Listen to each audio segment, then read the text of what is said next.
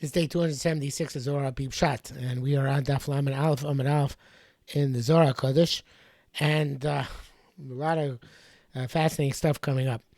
And in the meantime, we're talking about still Shamayim and Aretz, and in the first line, the Aretz was Toeh Avoeh. It was astonished and in amazement.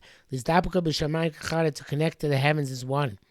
Kidikad Mesa, as it was initially.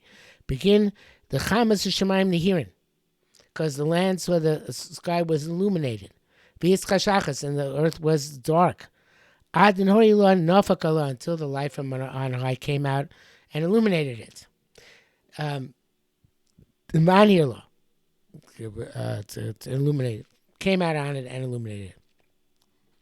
V'savas Basra Listakola B'Shmaya, and then it returned in its place to look at the heavens, apin ba'apin, face to face.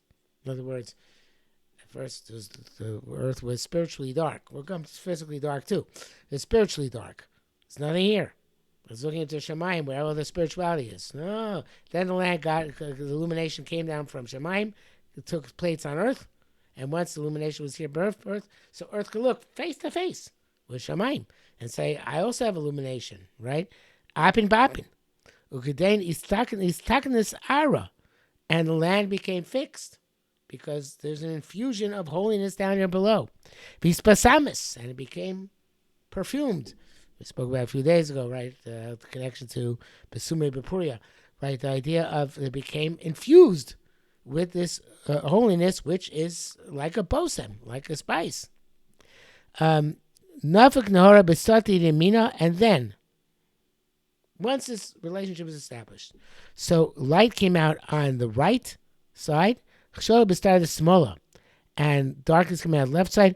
But Aprishlon, and Hashem separated between the two, Libasar, afterwards, begin Liskalo Dabada, so they should get mixed, included with each other.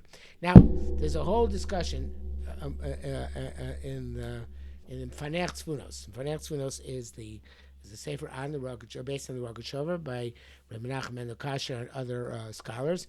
And there's a whole question which the Rogachover explored whether Choshech is, and Laila, I should say, whether night is a heder or a mitzias.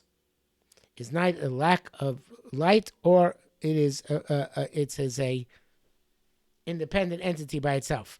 And there's the same thing true about or in Choshech, Yom and Laila, or Choshech. And evidently the Rambam held that darkness is a lack of light.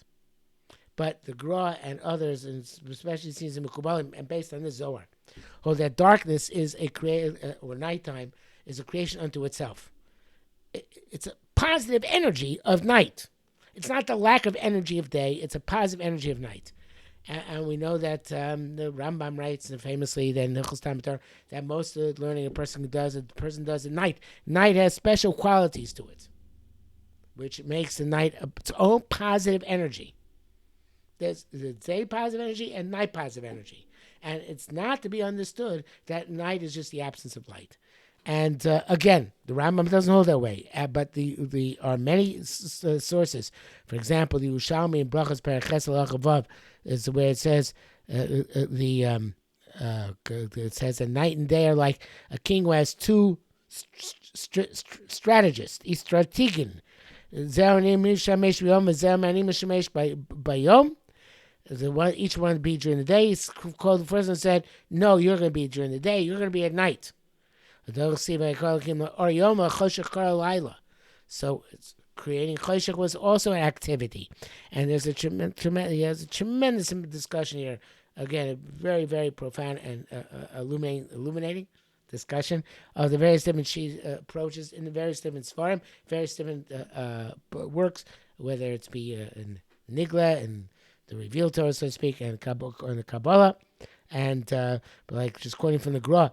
The Gra at the Sefer Yetzirah says, "Choshech eino heder." Choshech is not a lack, an absence. Like the heretics wrote, "Elubriani flaw." It's an amazing creation, and then he goes into a long discussion of that.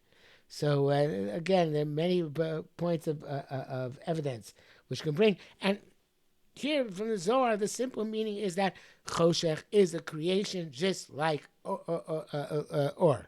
And Laila is a creation just like Yom. And Kosh Baruch Hu created them and separated them, similar to that Yerushalmi, which you just quoted, in order that they should get back together and work together in harmony. And the Zohar is going to explain this in much greater detail in the next few lines. So therefore, what the Zohar here is saying is that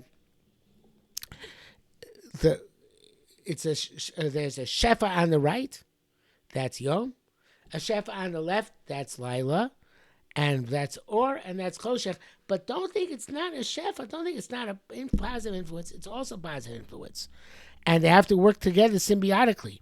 And they have to come together. After they're separated in order that they should have each one their own specific parameters, in order that they should work together, at least Kalula, to be connected with each other. And we know that Yom is considered to have corresponding to Rachamim, and Laila is considered corresponding to Din. But Rachamim and Din are two different ways in which the flow comes down, but there's a flow in both. So there is this idea that they have to work together. This Abdullah is, as he said before, is liskala da b'da. Okay, v'tei mahav Abdullah mamish. I'm going to say it's actual separation. Lo, that's not the case. El yom asi misitra de nehera de amina. Light day comes from the side of the light, which is the right. And night comes from the side of the darkness, which is the left. When they came out as one, then Hashem separated them.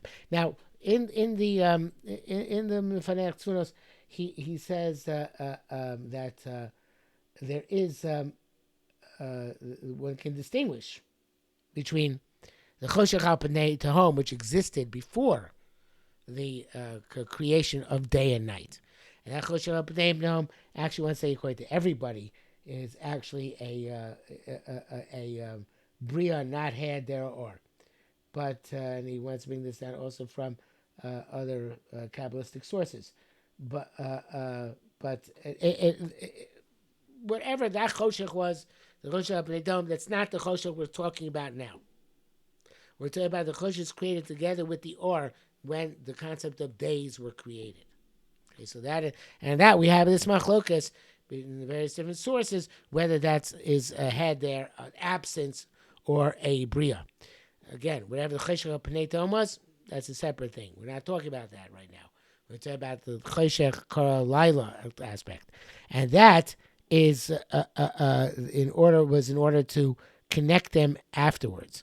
So again, V'yu Kiyom, after having Misitroy,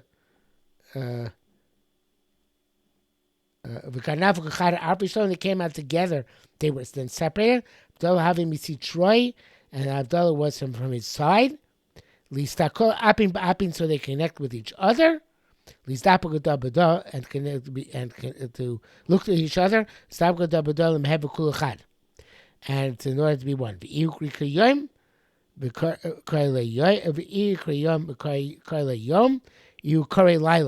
And together they make up a yom, part of which is called yom, part of which is called Laila. Okay, we're going to have to come back to this. It's already late for today.